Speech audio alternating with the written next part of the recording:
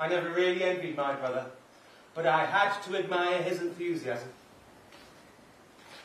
Everyone loved the picture of my brother and little Joyce. They said she brought sunshine into the slums.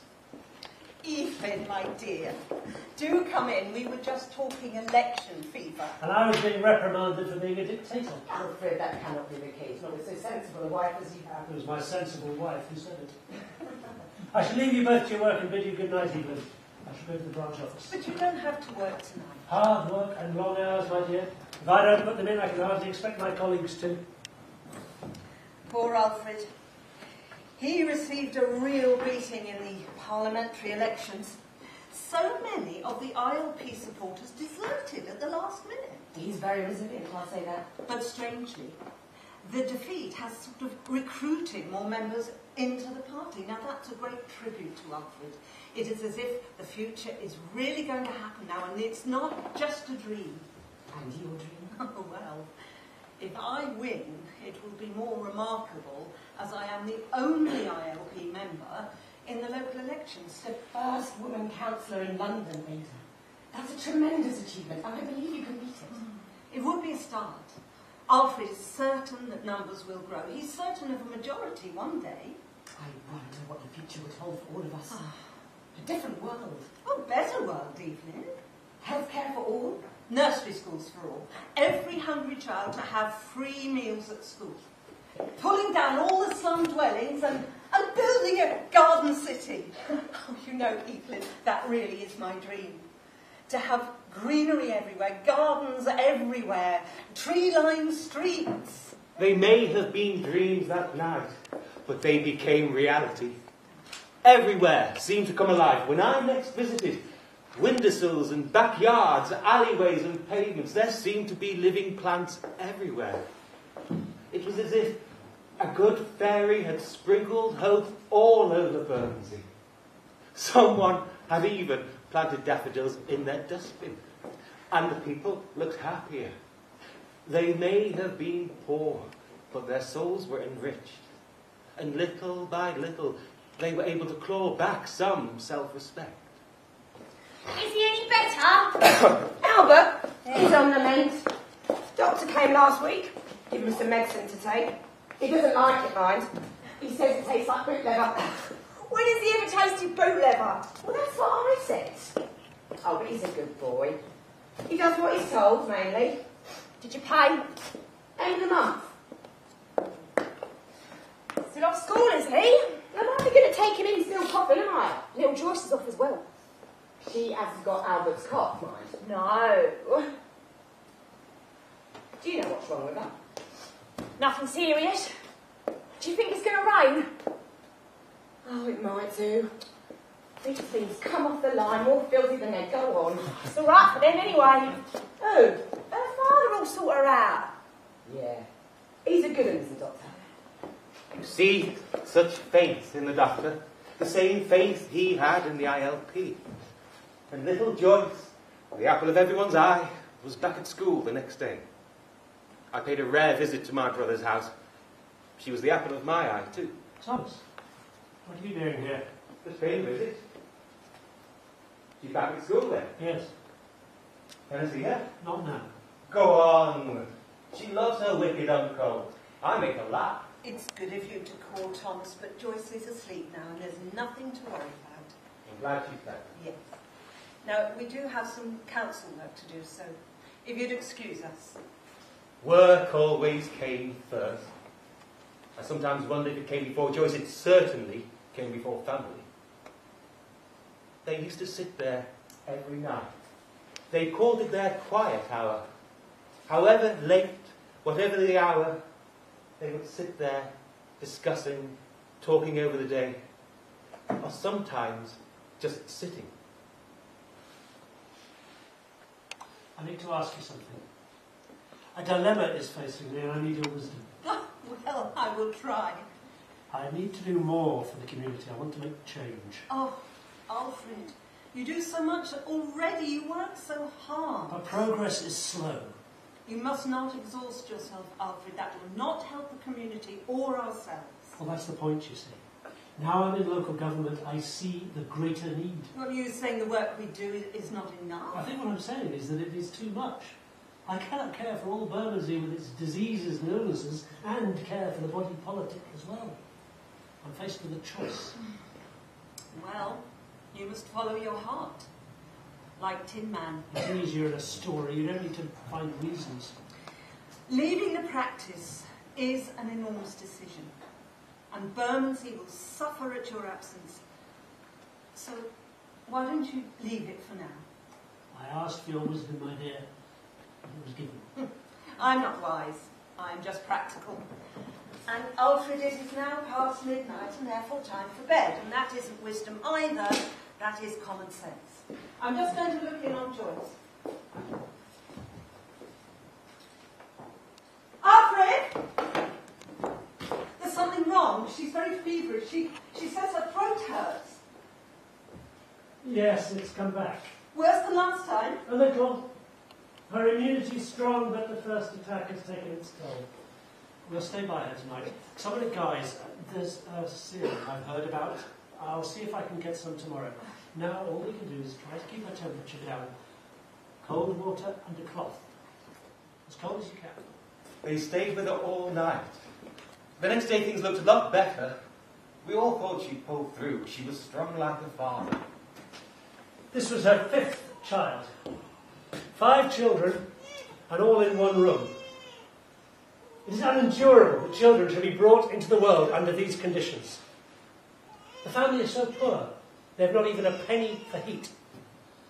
25 houses and 1 standpipe for all. No decency, no modesty. It's impossible. Alfred was called to attend to a woman in labour. And my sister was staying with us, and she said she'd stay as long as we needed her. It began to get dark, I remember. And the lamp next to Joyce's bed made such a warm glow in the room. Her fever was down, and her eyes were a lot brighter. What is the use of helping to bring children into this world, only to have their spirits crushed by the social conditions they're born into? I'm aghast at my helplessness. They are left without hope. No effort from any side to lift them from their poverty, no concern for welfare. The local elections were upon us, and I was standing with Evelyn Lowe. And she said she persuaded me to go. I remember it was a warm June evening, and the air was full of hope, and the smell of roses. Someone came into the meeting. They looked at me, and I knew. Moved by Councillor Dunn, seconded by Councillor Lehman, and resolved unanimously that the town clerk convey to Councillor Mrs. Salter the deep sympathy of the council with her and her husband, Dr. Salter, in the very sad bereavement and irreparable loss they have sustained by the death of their only child under distressing circumstances. Is the doctor in? Not at the moment. Sorry, the door was open. I thought it was He will be back soon. my boy, Mrs. Salter. He's really poorly. Will he come as soon as he gets back? Will you ask him to come? I will ask him, yes, of course I will. I'm sorry about, your little one. We all are. Thank you. Did you read the message from Councillor Dunn? Distressing circumstances. Oh, my dear. People have been very kind. Ada, we don't have to work this evening. We can leave it. I promised Alfred we would finish the article tonight. Now I've made a start, see what you think. Bermondsey has been my home for many years, and as a part of this great metropolis of London, we are jealous of its honour and well-being. Alfred is very keen that we should win. He asked me if the world was ready for us both. And what did he say? I said I was only concerned with Bermondsey and that the world could wait. How is he? It's hard to tell. He works all the time. He hasn't been in her room since. He blames himself. I know he does. And you? I blame no one. Infection spreads, you don't know where it begins. Oh dear. I miss her. Do you think you could have done anything differently? Send her to a different school? Well, sometimes, yes, I think. If we had removed her, but then... You can't know. You can't know that for sure. Nothing is for sure, Evelyn. That is the one certainty. Nothing remains the same except that she is dead. Every day is the same in that regard. She's dead every day. Alfred, Bertha McBride called. She's very worried about her boy and asks that you visit. I will. I must go, Ada. You look very tired. You must sleep. Promise me. You will sleep. Thank you, Evelyn, dear Evelyn. I will. Are you tired? A little. But we can sit for a while. That was the night they had nothing to say, or nothing that could be said. They just sat in their own thoughts and prayers. Whatever they felt, I cannot say. Joyce was beneath the earth, and their lives had to continue somehow. Saving life starts here. Thomas, you need to understand this. Joyce died because of where she lived. Poverty is the cause, nothing else. But you're a doctor. Are you not poor? You know you should have I should seen. have. Too busy. Perhaps. Saving lives. I never really forgave him after that. There she was, right in front of him, and he didn't see. The one thing of value gone. State your name. My name is Isaac Hall. I came here from Jamaica when I was 25 years of age. What is your work? I'm a carpenter for Lion Corner House, sir. I make tables for the shops. And now? I tried to get a passage back home. Why? Because I was conscripted, sir. Too afraid to fight, eh? Not afraid, sir, no. But I will not fight. I'm a Christian, sir. I cannot fight. Cannot or will not? Will not, sir. You are an ignorant, unlettered creature, and you have no right to any opinions. You are hereby ordered into the army. Do you understand? I cannot kill, sir. Why can't you? I will not engage in anything that is supporting the war. A nigger who doesn't support the war. I'm a Christian. A nigger protesting. I am no nigger! Right. Tell you what. Protest in solitary. See how you like that. You people have no rights. Understand? No rights. The conscientious objectors at this time numbered about 19 in Bermondsey. That's a lot of able-bodied men not fighting the Hun.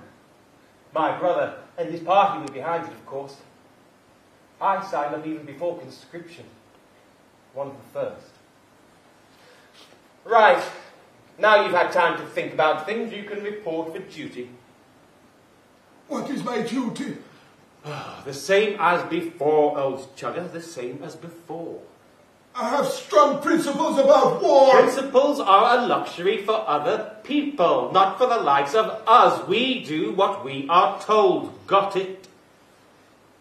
Are you refusing to cooperate? Right. We'll see about that. We've got a right one here. Bit of a constitutional is called for. Come on, you're the street. Run outside. Principles again, you see? It gets everyone into trouble, eventually. Now there were rallies in Trafalgar Square. A big crowd went up there from the ILP, led by Alfred, of course. They stood together in the pouring rain. Mr. Keir Hardy was there. Everyone loves him. Working class roots, you see. Protest was going on all over Europe. So of course everybody thought that maybe the world leaders would listen. They didn't.